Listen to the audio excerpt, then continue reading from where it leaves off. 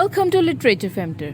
Friends, हमारी आज की वीडियो कैथरीन बेल्से पर 5th वीडियो है और आज की इस वीडियो में हम जो थ्योरी डिस्कस करने वाले हैं दैट इज़ रीडर पावर, यानी कि रीडर रिस्पॉन्स थ्योरी। तो सबसे पहले देख लेते हैं what is reader response criticism. The relationship between reader and text is highly valued. Text doesn't exist without a reader. ये कहते हैं कि जो रीडर और टेक्स्ट का रिलेशनशिप है दैट इज़ हाईली वैल्यूड, कि टेक्स्ट रीडर के बगैर कुछ भी नहीं है, यानी कि सिंपली रीडर के ऊपर एम्फेसिस दिया गया है।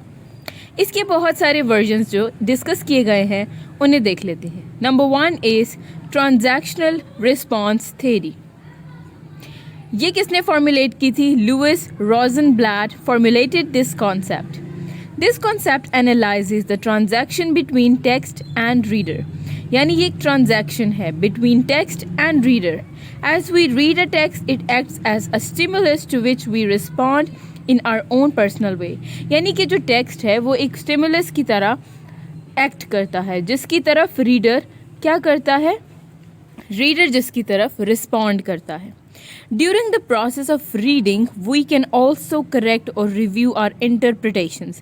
यानी कि जब हम कुछ रीड करते हैं तो अगर हमने कुछ सोच लिया है या अगर कोई हमारी इंटरप्रिटेशन है तो वो चेंज हो जाती है या फिर दुरुस्त हो जाती है या फिर हम उसके साथ एग्री करते हैं या फिर उसी को लेकर आगे बढ़ते हैं.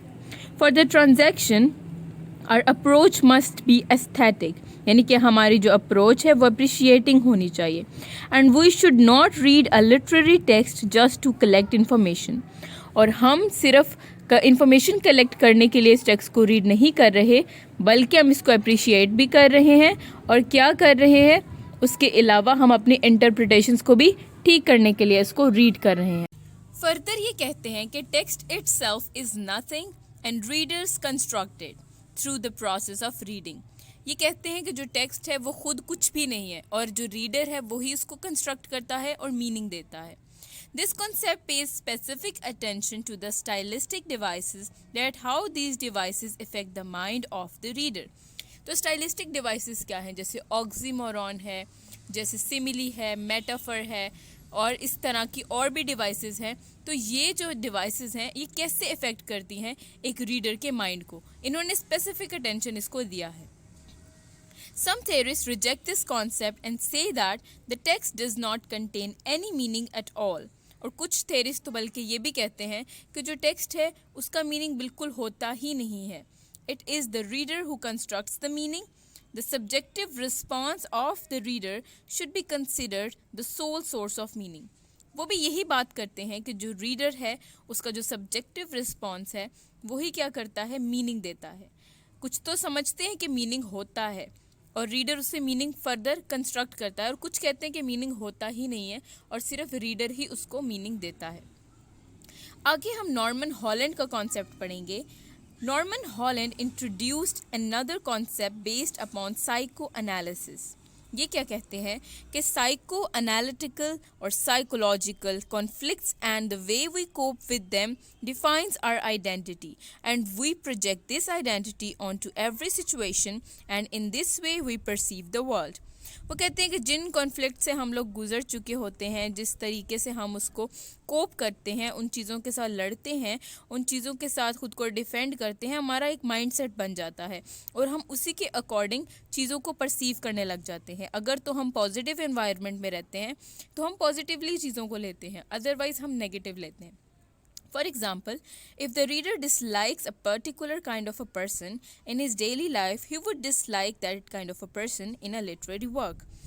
Similarly, अगर हम देखते हैं कि अगर हम किसी बंदे को नापसंद करते हैं और उसी तरीके का बंदा हमें मिल जाता है टेक्स्ट में भी, तो हम क्या करेंगे? उसको भी डिसलाइक करेंगे. हम देखेंगे नहीं कि उसमें क्वालिटीज़ क्या क्या हैं. इसी तरीके से अगर हम एक बैड इन्वायरमेंट में रहते हैं तो हमारा एक माइंडसेट भी नेगेटिव बन जाता है. हम उस टेक्स्ट में से पॉजिटिविटी ले ही नहीं सकते. आगे जो कॉन्सेप्ट दिया गया है that is concept of Stanley Fish. According to him, reading is an activity, a process. ये इसको एक एक्टिविटी बोलते हैं, एक प्रोसेस बोलते हैं. A text should not just fulfill the expectations of the reader, but also challenge the reader to confront new problems.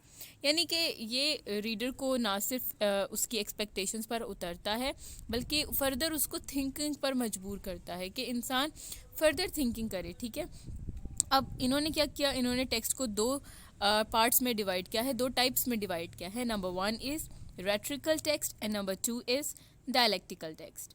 तो rhetorical text को पढ़ लेते हैं, ये क्या होता है। The rhetorical text is similar to classic realist text, यानी कि ये एक रियलिस्ट टाइप टेक्स्ट होता है जिसमें रियलिटी जो है बताई जाती है।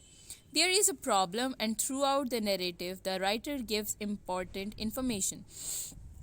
जैसे कि हमने जाना कि हम एक रियलिटी पढ़ रहे हैं, रियलिटी बेस्ड कुछ पढ़ रहे हैं टेक्स्ट, तो हमें कोई एक प्रॉब्लम दे दी जाती है, बता दी जाती है ऑथर के थ्रू, और वही कंप्लीट इन्फॉर्मेशन हमें देता रहता है। द सस्पेंस एलिमेंट इंक्रीजेज, और सस्पेंस एलिमेंट क्या होता है, इंक्रीज होता जाता है। The reader follows the path of the writer, क्योंकि रीडर का खुद कुछ सोच नहीं रहा बल्कि इन्फॉर्मेशन जो पढ़ रहा है, एक इन्फॉर्मेटिव टेक्स्ट पढ़ रहा है। जैसे साइंस में हम कुछ पढ़ते हैं तो क्या होता है कि हम सिर्फ उसको पढ़ते जाते हैं, इन्फॉर्मेशन कलेक्ट करते जाते हैं।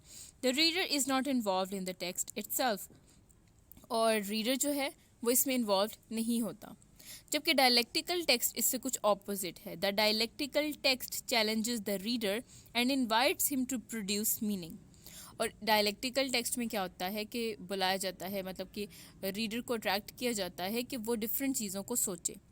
It asks the reader to discover the truth, ये रीडर को बोलता है कि ट्रूथ को डिस्कवर करो कि सच्चाई क्या है और झूठ क्या है। In the end the reader emerges as a transformed being, और जो रीडर है उसके अंदर भी चेंजेस आते हैं, वो अपनी इस्लाह करता है। जैसे कि हम ट्रेजेडीज़ पढ़ते हैं तो हमें ट्रेजिक हीरो से पता चलता है कि हमने खुद को कैसे ठीक करना है। The reader recognises the contradiction in the text, और जो रीडर है वो अच्छे से रिकग्नाइज कर लेता है कि टेक्स्ट में क्या क्या कॉन्ट्रडिक्शंस हैं। और जो मेजर डिफरेंसेस दिए गए हैं इसमें वो हैं कि जो रेट्रिकल टेक्स्ट होता है, the closure solves all the issues and the text closes it to a single interpretation. क्योंकि ऑथर ही सब कुछ बता रहा है तो क्या होता है कि एंड भी जो है उसमें इशू सॉल्व कर दिया जाता है और इंटरप्रिटेशन एक सिंगल ही होती है। उसके अलावा क्या होता है, there is no part of the reader at all in this type of text, कोई रीडर का पार्ट नहीं है, यानी रीडर बिल्कुल इन्वॉल्व नहीं है। He is a consumer, a passive follower, और ये सिर्फ क्या करता है, एक पैसिवली चीज़ों को फॉलो करता है। उसके अलावा डायलेक्टिकल टेक्स्ट में बताया गया है कि फिश ने बताया, या fish has called it dialectical because it works on the principle of thesis, antithesis and synthesis, यानी इन तीनों चीज़ों की वजह से इसको डायलेक्टिकल टेक्स्ट कहा गया है। The readers point of view is thesis and text converts it into antithesis, यानी कि जो हमारा पॉइंट ऑफ व्यू है वो क्या होता है, वो थीसिस होता है, और जब रीडर उसको कन्वर्ट कर देता है तो वो हो जाता है antithesis. Synthesis is the blend of thesis and antithesis, where the reader comes to produce his own version of truth. यानी मैंने पहले आपको बताया कि इन तीनों चीज़ों का मजमुआ डायलेक्टिकल टेक्स्ट होता है, और आगे फर्दर इनको एक्सप्लेन कर दिया गया है कि जो सिंथेसिस है वो ब्लेंड होता है थीसिस का और एंटीथीसिस का, जिसमें रीडर ट्रुथ को फाइंड आउट कर लेता है। अब इस थ्योरी के ड्रॉबैक्स क्या क्या थे। This process created a new authority figure that is reader, यानी रीडर को एम्फसाइज किया गया, एक नया फिगर निकाला गया। The approach considers consciousness of the reader as a source of meaning, और यहाँ पे कहा गया कि जो कॉन्शियसनेस है रीडर की वो सोर्स ऑफ मीनिंग है। And in this way it is similar to expressive realism, और हम देख सकते हैं कि ये जो कॉन्सेप्ट है ये बिल्कुल सिमिलर है किससे, एक्सप्रेसिव रियलिज्म वाली थ्योरी से। It claims that different readers would interpret a text differently. At the same time, it says that plausible interpretations of a text are very few. अब एक तरफ ये कहते हैं कि जो रीडर है, हर रीडर डिफरेंटली चीज़ों को इंटरप्रेट कर लेता है, और साथ में ये लोग ये भी कहते हैं कि ये पॉसिबल नहीं है कि हम बहुत ज़्यादा इंटरप्रिटेशंस एक टेक्स्ट से निकाल सकें। तो ऑब्वियसली अगर बहुत सारे रीडर्स हैं तो वो क्या करेंगे, ज़्यादा सारी इंटरप्रिटेशंस ही निकलेंगी ना। तो ये तो कह रहे हैं कि इतनी ज़्यादा पॉसिबल ही नहीं है, तो फिर ये क्या हुआ, गलत हो गया। So reader response theory failed to challenge expressive realism. So ये जो थ्योरी है ये चैलेंज नहीं कर पाई एक्सप्रेसिव रियलिज्म को. So that is all about our today's video. Thanks for watching. If you like my video please subscribe to my channel. और अगर आपको कोई क्वेश्चन पूछने हो तो आप कमेंट सेक्शन में पूछ सकते हैं. Thank you.